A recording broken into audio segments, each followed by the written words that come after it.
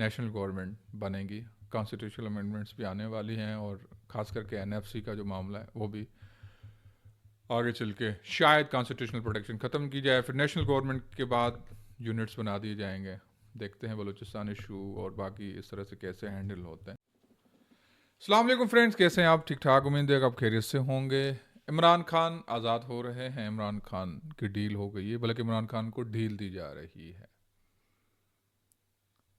इस तरह के र्यूमर्स और या रियलिटी या इस तरह से जो अभी बातें चल रही हैं, और फिर जो इमरान खान का मामला है उससे पीटीआई मुत्तहिद नहीं है, पीटीआई डिवाइडेड है, पीटीआई प्रैक्टिकल प्रोटेस्ट में नहीं है। पीटीआई को जो करना चाहिए था वो पीटीआई की टीम, पीटीआई की लीडरशिप या पीटीआई के कारकुनान को वो सही तरह से यूनाइट नहीं कर पा रहे, और फिर नेशनल गवर्नमेंट बनने जा रही है। ये सारी इस तरह की बातें हैं जिसमें हम इस वीडियो में ही जायज़ा लेंगे कि वाकई में किस तरह से इमरान खान को ढील दी जा रही है। क्या ये रियलिटी है या क्या ये हकीकत है या वाकई में ये र्यूमर्स हैं। देखें, ये जो डील है ना पाकिस्तान की पॉलिटिक्स में, ये कोई नई बात नहीं है। इसकी जो it's not unprecedented, of course there is a precedence of deal.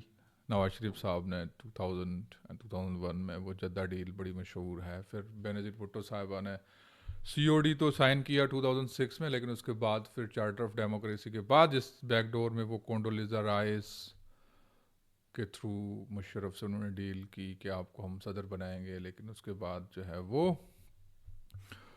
वर्दी उतार के आप सिविलियन प्रेसिडेंट बन जाएंगे। इस तरह की चीज़ें एक नॉर्मल है पाकिस्तान की पॉलिटिक्स में। फिर उसके बाद नवाज शरीफ साहब दोबारा जो है वो प्लेटिलेट्स अचानक उनके गिरना शुरू हो गए, वो फिर बाहर चले गए। देन तो ये कोई नई बात नहीं है, इसको किसी तरह से भी आप डिनाई नहीं कर सकते। लेकिन असल बात इमरान खान की, देखिए इमरान खान को अगर क्या आपको नहीं लगता कि डील की ऑफर्स पहले हुई होंगी, या जब शुरू से उन पे जो भी एक रुथलेस आट्रोसियस एक जो भी हुकूमत ने उनके ऊपर जो जुल्मतें ढाई, अगर वहाँ उनको करनी थी डील किसी भी तरह से वो कर लेते।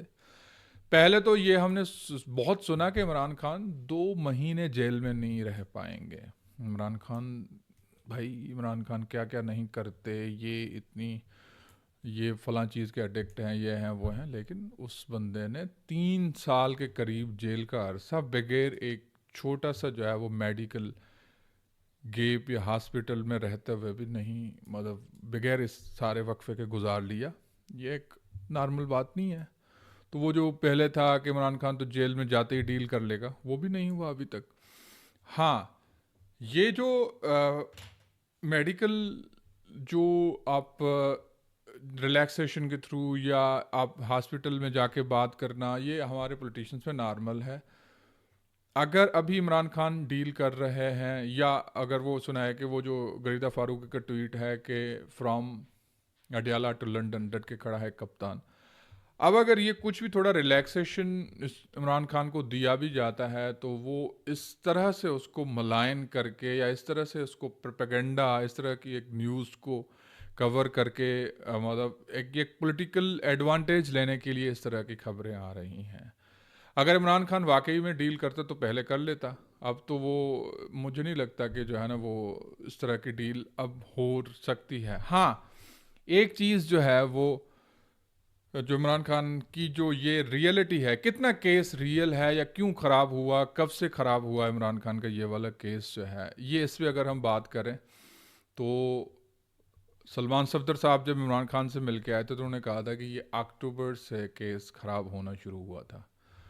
अब अक्टूबर से जब केस ख़राब हुआ तो उसमें ये भी बात हुकूमत की तरफ से आती है कि अगर वाकई में अक्टूबर की से केस ख़राब था तो जब इमरान खान की बहन ने उनसे दिसंबर में तकरीबन गालिबन जो मुलाकात की थी हलीमा खान ने, उनको उन्होंने नहीं बताया। उन्होंने आगे बयान दिया आगे कि इमरान खान बिल्कुल ठीक है, इमरान खान सेहतमंद हैं, लेकिन उन्होंने जो बड़े साहब के लिए जो बातें की, फिर वो ट्वीट हुआ, फिर वहाँ से बात ख़राब हुई तो वो DGISPR की जो फॉलोइंग प्रेस कॉन्फ्रेंस हुई, तो ये उस टाइम क्यों नहीं बताया गया? हुकूमत की तरफ से ये एक नुक्ता नज़र है कि अगर वाकई में इमरान खान की आंख ख़राब थी तो आप उस टाइम पब्लिक को बता देते। फिर जनवरी में हाँ जेन्युइनली केस ख़राब हुआ जिस पे इमरान खान को पिम्स में लाया गया और फिर छोटी सी स्टे के बाद जो है वो बाद।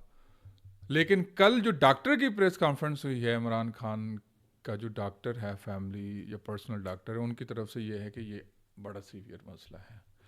अब जो हकीकत यह है कि इमरान खान को बेसिक पॉलिटिकल या कॉन्स्टिट्यूशनल राइट्स के बुनियाद पर जो सबको मिलना चाहिए वो उनको पर्सनल डॉक्टर की एक्सेस की इमीडिएट ज़रूरत है, अर्जेंटली ज़रूरत है। ये किसी भी सूरत में अब नेग्लेक्ट या नेग्लिजेंस की कोई छोटी सी गुंजाइश भी नहीं है। लेकिन अगर इस केस को हुकूमत जितना भी ड्रैग करेगी उसके गले ज़रूर आएगा। अच्छा, अब ये केस ख़राब करने में पीटीआई ने जो, क्योंकि वहाँ से डील की बातें और डील की र्यूमर्स शुरू हो गई हैं कि जब पीटीआई फर्स्ट टाइम एक जेल सुपरिटेंडेंट को ब्लेम कर रही है, मतलब जो जो गफूर वो उनका क्या नाम है जो जेल सुपरिटेंडेंट हैं, वो अंजुम, गफूर अंजुम साहब, वो जो है क्या कर सकते हैं? जेल सुपरिटेंडेंट की क्या लेवल होती है अगर एक हाई प्रोफाइल, एक इंतहाई हाईली पॉलिटिकल फिगर जेल में हो, तो आपको क्या लगता है कि जेल की अथॉरिटेरियन जो सारी आपका वो होता है, अथॉरिटेरियन सिस्टम होता है, वो आपको क्या जेल सुपरिटेंडेंट चला रहा होगा? कि वहाँ पे जो भी जितनी भी मुलाकातें होंगी उनकी लिस्ट जो है कि जेल सुपरिटेंडेंट के कंट्रोल से बनती होगी? क्या वहाँ पे जो चीज़ें कंट्रोल हो रही होंगी?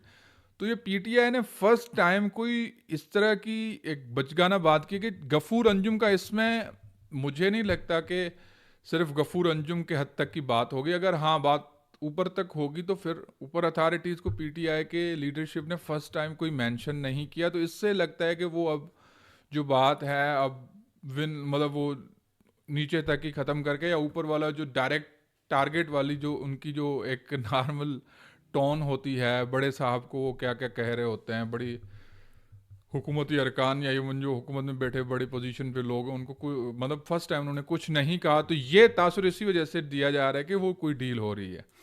तो इससे तो कोई चीज़ अखज़ करना भी बेवकूफ़ी है।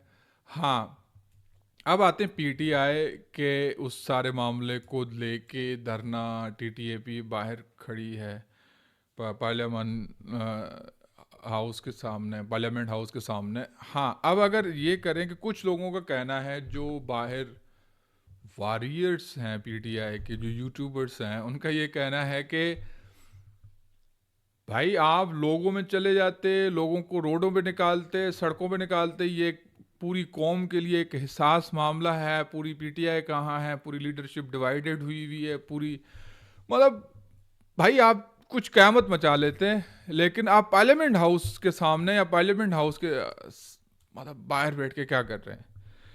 मेरा उनसे ये क्वेश्चन है कि पीटीआई की ये जो स्ट्रेटजी है, रोडों पे आना, सड़कों पे आना, पहले कौन सी कामयाब हुई? ये खुद इमरान खान की स्ट्रेटजी थी जिसमें उन्होंने परवेज इलाही साहब जो एक मुद्दब्बर सियासतदान है उनको चला चला के कह के भाई नहीं जाना पार्लियामेंट से दूर, हमें बहुत नुकसान होगा। पार्लियामेंट जो फर्स्ट फेज में 2022 में जब उन्होंने इस्तीफाएं दी थी, तो वो बड़ा ब्लंडर था पीटीआई का, क्योंकि उसके बाद वो जैसे पार्लियामेंट हाउस से आउट हो गए तो उनको बहुत बड़ा नुकसान हुआ। पंजाब गवर्नमेंट ख़त्म करना पीटीआई का ब्लंडर साबित हुआ, केपी से उन्होंने मतलब ये सारी चीज़ें। तो ये जो रोडों वाली या जो सड़कों पे लोगों को लाना, स्ट्रीट पॉलिटिक्स, पीटीआई का जो पहला फेज था, उन्होंने ही तो नुकसान दिया था पीटीआई को बड़ा। तो अब जो अगर आपके पास जो बच्चे कुछ लोग हैं, मतलब उसको आप स्ट्रीट पॉलिटिक्स पे दोबारा ला के जो अपना बचा कुचा जो पोटेंशियल है उसको मरवा के आप क्या करेंगे? अगर आप पार्लियामेंट हाउस के सामने बैठे हैं, ये आपका प्रोटेस्ट भी रिकॉर्ड हो रहा है एंड आप एक प्रेशर बिल्ड कर रहे हैं किसी न किसी तरह से, और बाहर जो न्यूज़ जा रही है वो ये है कि भाई पाकिस्तान का पार्लियामेंट हाउस लॉक्ड है, first ever in the history parliament house को सील किया गया है। पार्लियामेंट हाउस को सील करना तो ये एक अच्छी पॉलिटिकल स्ट्रेटजी है। हाँ, अगर आप दोबारा सड़कों पे लाना चाहते हैं लोगों को, जो हमारे जो बड़े जवान हैं पीटीआई के, उससे तो वो वाला फेज वो पहले फेल कर चुके हैं, बुरी तरह फेल कर चुके हैं। पीटीआई ने 9 अप्रैल 2020 और 9 मई 2023 तक सारा फेज ये खेला। नवंबर में 2022 में इमरान खान पे जो हमला हुआ था, उस टाइम भी पीटीआई की सारी लीडरशिप सड़कों पर थी। और उसके बाद जो 9 मई हुआ या इस तरह के वाकयात हुए, वायलेंस हुआ, पीटीआई को बड़ा नुकसान हुआ सिर्फ वायलेंट बनने की वजह से। अगर ये मूवमेंट पीसफुल मूवमेंट होती तो शायद, अगर ये सारी लड़ाई पार्लियामेंट हाउस के अंदर लड़ी जाती तो शायद इतना नुकसान नहीं होता पीटीआई को। तो अब अच्छा, पीटीआई की लीडरशिप डिवाइडेड है। पीटीआई की लीडरशिप डिवाइड होना नेचुरल है। जो बात असल में मतलब एक मैरेकुलस समझ लें, या इवन जो बात मतलब सरप्राइजिंग है, वो ये है कि पीटीआई अभी तक बची हुई है। पीटीआई सिर्फ और सिर्फ गवर्नमेंट के साथ नहीं, पूरे सिस्टम के साथ, पूरे 3 साल लड़ने के बाद भी पीटीआई इंटीग्रेटेड है, how ever in the groups. ये बड़ी बात है, बहुत बड़ी बात है। तो जो लोग कहते हैं कि भाई पीटीआई बटी हुई है, भाई आप मुझे बताएं कौन सी पार्टी है जिस तरह से, हालांकि पीपल्स पार्टी का बड़ा एक हिस्ट्री में है ये रोल कि वो बहुत सारे अरसों के बाद भी उसकी तंजीम साजी इतनी मजबूत थी कि वो सरवाइव कर गई। नून लीग का ये था, लेकिन पीटीआई उसके बाद भी सरवाइव कर रही हैं, और ये स्ट्रेटजी का हिस्सा होता है। जो लोग पीटीआई के साथ हैं वो बड़े, उनके वेस्टेड इंटरेस्ट हैं इधर, बड़े बिजनेसेस हैं उनके, कई लोगों के बिजनेसेस तबाह भी हो गए बड़े। अब जो कराची डिस्ट्रिक्ट के जो कराची डिवीजन के जो सदर थे, उनके साथ जो गोसन गवर्नमेंट ने किया है, वो प्रेस क्लब सामने जो दिखा रहे थे प्रेस को, आप वो देख लें भाई। ये लोग सह के भी किसी न किसी मसलियत तरीके से वो भी लोग पीटीआई से जुड़े हैं, और पीटीआई की खास करके इमरान खान की पॉपुलैरिटी में अभी तक कोई ब्लो नहीं आया, डाउन नहीं आया उनका। तो ये एक स्ट्रेटेजी का हिस्सा होता है। इसके बुनियाद पे कहना कि पीटीआई डिवाइडेड है, ये नेचुरल बात है।